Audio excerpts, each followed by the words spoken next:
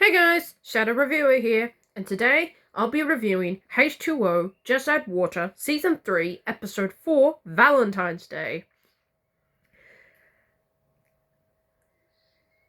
I was legit surprised how fantastic this episode is. I mean, where do I even start? It's three main plot lines evolving around, well, Valentine's Day, it's in the title of this episode, is actually really fantastic. Okay, I'm gonna start off with the two scenes at the moon pool. Honestly, the way all three handle being romantic is really good.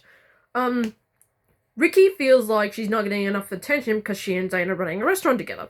That feels real and realistic. Bella trying to get Will's attention. It's toots adorable, I'll get to that in a bit. And as for Cleo, well, not only is she dealing with the fact that Lewis is taking her out fishing, kind of silly, but in line with his character, and trying to deal with her little sister, who's now becoming a teenager. Oh, and there's Don in all of this. I'll get to him in a bit. I do like these three plotlines. Okay, I'll start with the first one, Cleo. It is kind of weird at first. She was kind of a little, disrespectful to Lewis, blowing him off all the time, but given that he's taking her out fishing, I kind of get it. I mean, she outright tells him, and he's like, oh, maybe I should do something that'll make her happy. That feels really realistic. Honestly, the ending where Lewis is in a suit, giving her a rose, and she's like, honestly, that was sweet. Rikki, I thought at first, like, you hate Valentine's Day? Now it makes legit sense. And I'm not gonna lie, when Zane's thought of having a fun time was just blowing up balloons, her using her powers on him was freaking hilarious. Honestly, that got me to belly laugh. Bella, honestly, has probably the cutest, kind of the cute aw moment. I mean, she tries to get Will's attention, who's pretty much in his own little world. When she goes to see what he's doing, she accidentally knocks over a kid's little sandcastle. And she spends her time not only watching Will, but also helping the kid make little sandcastles. You know, that's adorable. But the cuteness is upped a little when she uses her powers to get his attention.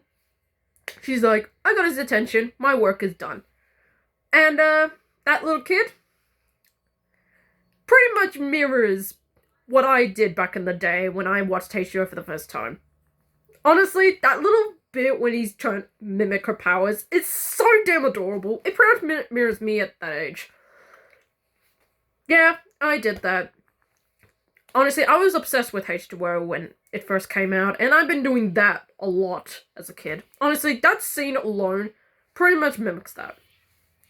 Now, honestly, I want to talk about the best part of the episode, Dawn. My god, Dawn, you are once again fantastic. He meets this this woman, I should be using that term, who's is inspecting his boat. I think it's a little hard to figure out. Her name's Samantha, and spoilers, she's a major character later on, in probably a divisive episode, 3 episodes later. I like the way it's set up. I mean, this actually also adds to Kim, who, I am not gonna lie, this is honestly one of her best this is the best of her character development. Kim, at the most, is a still little pain in the ass. But, A, the way she deceives 2 boys to try and, impress her, which is A, in line with her character, and 2, she did this to Elliot back in Season 2, Episode 16. Go watch that review. Honestly, that alone is legit funny. And, Cleo, for the best part, is honestly a very good sister to Kim. Making sure that, she's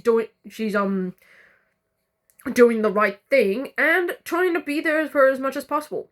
Hell, in the scene where they're talking it out and saying that you ruined my Valentine's Day, that feels amazingly realistic.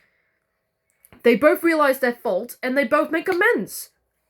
That is amazing. This is really fantastic writing. And it doesn't stop there. No. When Ken goes get Dawn to, tell on Cleo, as little sisters do, she accidentally knocks Samantha off the boat. And Samantha at first is annoyed. I mean, can you honestly blame her? And honestly, when Dawn goes to tell the girl, try to comfort the girls, thinking he might lose his job, Sam is in the background listening to all this, and honestly, this scene has got to be the best scene in the episode. The way he tells, the way he apologizes to Cleo for leaving everything to her when it's supposed to be his job as a parent, and telling Kim that he should let her grow up and be her own person is honestly so beautiful. I actually started getting teary-eyed. This is well done character development and writing. Why aren't we getting more episodes like this? Honestly, hell, Samantha even sees this for herself and she's like, that is the most beautiful thing I have ever seen. I can't get her. I mean, am I really gonna put this man out of a job when he's trying to provide for his two beautiful daughters? That is fantastic. Honestly, the ending scene where Cleo tries to help her dad get back into the spirit of dating again, that feels beautiful. Honestly, the writing in this episode is perfect. Honestly, and they all wrap up perfectly. Cleo helping her dad to help him get back into dating. Lois eventually realizing, hey, my girl is feeling unhappy, maybe I should try and cheer her up. Bella finally talking to Will. Again, that small moment of chemistry is fantastic. If you want to know more of that, go watch my review of Season 3, Episode 2, Jungle Hunt. And even Rikki's little subplot gets a nice ending. She apologizes to Zane for what she did, and Zane, pretty much like, hey, work hours are over, why don't we spend a little, time together? And I love this callback. The music he puts on when he and Rikki are dancing, that's from Season 1. That little bit when they're,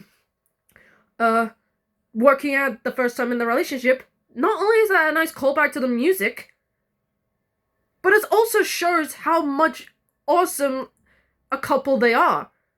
And this is honestly one of Zane's sweetest honestly, this is one of Zane's best moments in Season 3. Sadly, it doesn't get better from here. But small little snippets like this, what makes Zane a pretty underrated character.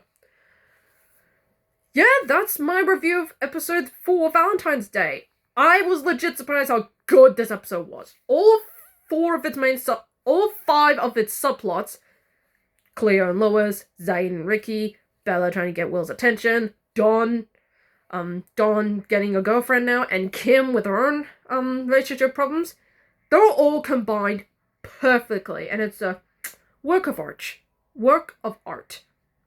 Perfect episode. Fantastic. Next week, I'll be looking at Episode 5, Big Ideas. Until then, I'm the Shadow Reviewer, signing off.